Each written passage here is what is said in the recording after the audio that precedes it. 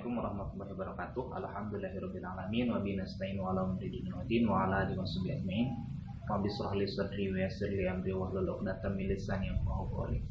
Anak-anakku sekalian, sebelum kita belajar, marilah kita sama-sama mengucapkan basmalah. Bismillahirrahmanirrahim. Nah, minggu kemarin kita belajar tentang mad. Nah, adapun mad itu ya, minggu kemarin kita sudah belajar ya, mad itu terbagi ke dalam dua bagian. Mad itu terbagi ke dalam dua bagian. Yang pertama adalah mad asli atau mad tabi'i, dan yang kedua adalah mad far'i. Ya. Kemudian mad asli atau mad tabi'i itu memiliki 3 huruf, yaitu alif, waw, dan ya. Alif, waw, dan ya. Kalau misalkan alif, ya, alif sebelumnya itu hurufnya berharokat fathah. Kalau misalkan waw sukun sebelumnya itu hurufnya berharokat domah. Dan kalau misalkan iya sebelumnya hurufnya itu berharokat kasroh, maka dibaca panjang satu alif atau 2 harokat. Nah, adapun contoh-contohnya untuk mad tabi'i, contohnya seperti lafaz atau kalimat iyyaka. Nah, pada kalimat iyyaka ini alif sebelumnya ya-nya berharokat fathah, maka ini disebut dengan mad tabi'i. Kemudian untuk waw ya, huruf mad tabi'i waw, contohnya seperti al-maghdubi. Nah, di sini waw sukun sebelumnya huruf dod berharokat domah, maka ini disebut dengan mad asli atau mad tabi'i, dibacanya 2 harokat atau 1 alif. Kemudian contoh untuk iya. Nah, untuk iya kan sebelumnya berharokat kasroh ya, untuk iya. Nah, untuk kalimat iya, maka contohnya di sini ada nasta'in. Nah, nasta'in di sini nih, kan ada huruf ya sukun sebelumnya ainnya berharokat kasroh, maka disebut dengan mad tabi'i, dibaca 2 harokat. Nah, sekarang kita selanjutnya ya, kita membahas materi selanjutnya, yaitu tentang mad far'i. Mad far'i ini anak-anak banyak sekali ya, banyak sekali ininya macamnya. Yang pertama, kalau di buku ada di halaman 7. Nah, anak-anak bisa di halaman 7 ya, lihat. Yang pertama, mad wajib muttasil. Nah, mad wajib muttasil ini adalah apabila mad tabi'i bertemu dengan hamzah pada satu kata. Apabila mad tabi'i bertemu dengan hamzah dalam satu kata. Contohnya ada kata ja'a. Nah, ada mad tabi'i kan? Alif sebelumnya berharokat alif sebelumnya jim yang berharokat fathah. Nah, di depannya ada hamzah, maka itu disebut dengan mad wajib muttasil. Kemudian as-samaa. Sama makan mad tabi'i asalnya, tetapi di depannya ada hamzah, maka itu disebut dengan mad wajib muttasil. Waji'a. Nah, waji'a ya sukun sebelumnya berharokat kasroh. Nah, akan tetapi di depannya ada hamzah, maka disebut dengan mad wajib muttasil. Kemudian ulaika. Nah, ulaika juga sama. Nah, kalau misalkan ada fathah yang berdiri, itu tandanya panjang. Di sini ada mad ya. Kemudian di depannya ada hamzah, maka itu disebut dengan mad wajib muttasil. Kalau misalkan tandanya di dalam Al-Qur'an, mad wajib muttasil itu ditandai dengan fathah yang kayak halis ya, yang seperti ini. Nah, yang ini panjang, lebih panjang daripada fathah. Nah, itu ya. Itu yang pertama, mad far'i, mad wajib muttasil. Yang kedua ada mad jaiz munfasil. Nah, panjangnya yang mad wajib muttasil tadi berapa sih panjangnya? Nah, panjangnya adalah 2,5 alif atau 5 harokat. Jadi panjang ya. Misalkan ini ada kata ja'a kan? Ja'a. Kemudian as-samaa. waji'a, ulaika.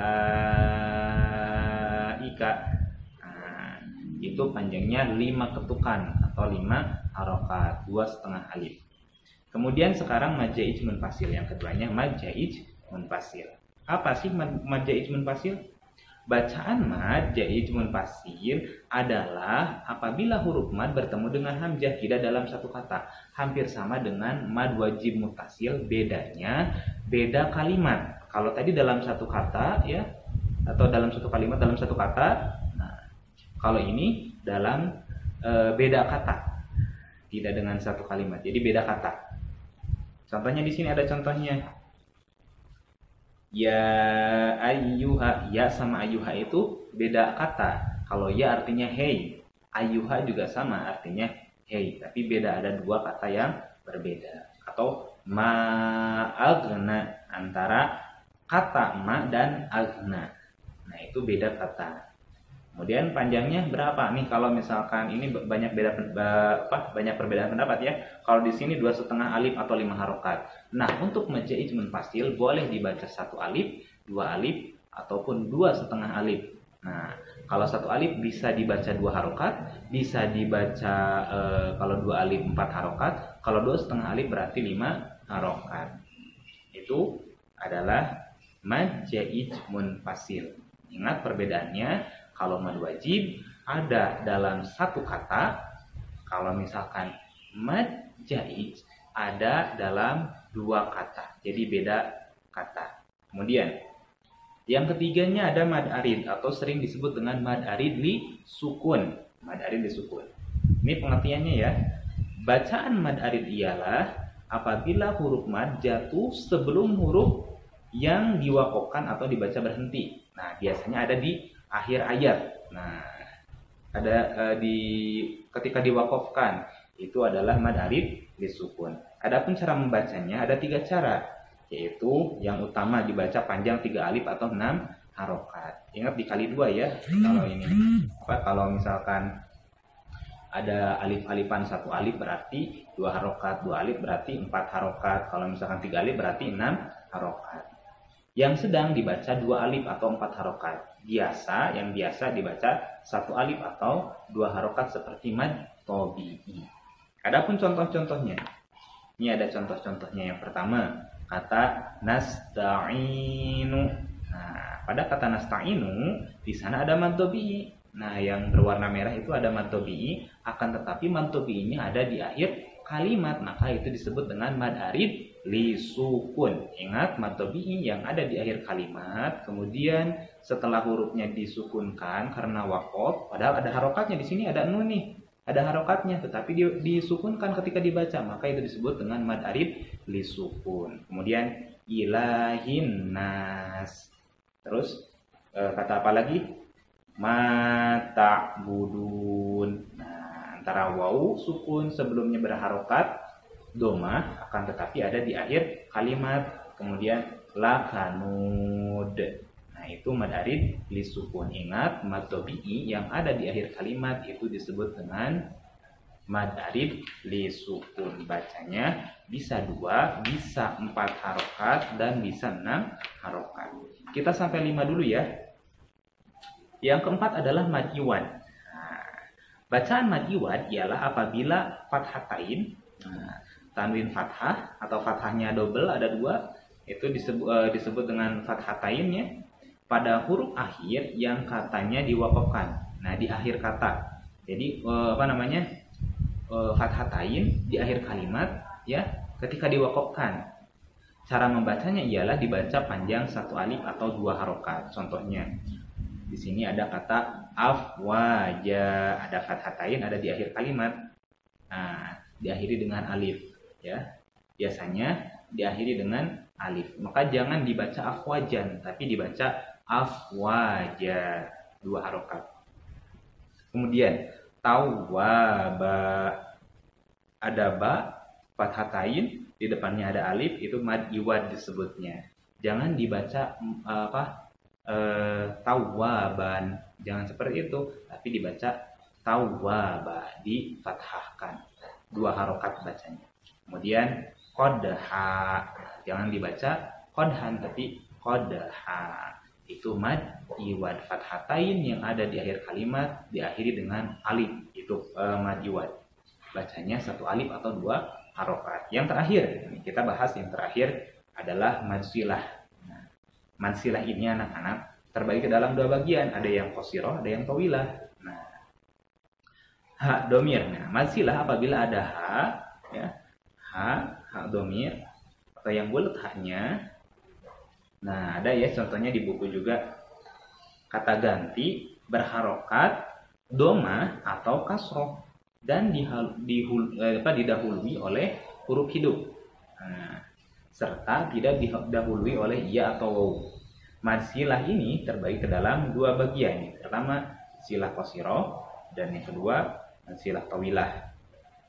Mad silah qasirah yaitu ketika ada hak domir sedangkan sebelumnya ada huruf yang berharokat, yang hidup. Nah, panjang bacaannya sama dengan mad dhammi, yaitu satu alif atau dua harokat. Contohnya di sini ada bihi, nah ha, bihi kan ada ha, sebelumnya hurufnya adalah huruf ba, maka itu disebut dengan mad silah qasirah. Kemudian contoh yang lainnya lahu ilm. Nah, dua harokat dibacanya, hu berharokat doma, sebelumnya ada lam yang berharokat. Nah, didahului oleh lam yang berharokat. Kemudian apabila hak dhamir jatuh setelah sukun atau mati, nah, atau dihubungkan dengan huruf lain berikutnya, maka hak dhamir yang tadi ya tidak boleh dibaca panjang. Contohnya wastaghfir. Nah, ada hak dhamir tapi huruf sebelumnya disukunkan, ro di sana. Ro diharokati dengan harokat sukun, maka tidak dipanjangkan hu-nya. Karena syaratnya adalah huruf sebelumnya dikasih harokat. Kemudian la yaqdiru alaihi, ya sukun. Nah, kemudian menghadap ya ke depannya ada hak dhamir. Hak dhamir sebelumnya hurufnya tidak diharokati dengan harokat doma, kasroh atau fathah, tapi sukun. Nah, itu tidak dibaca dengan mad silah, tidak jadi dengan mad silah qasirah ataupun tawilah. Kemudian yang kedua, mad silah tawilah.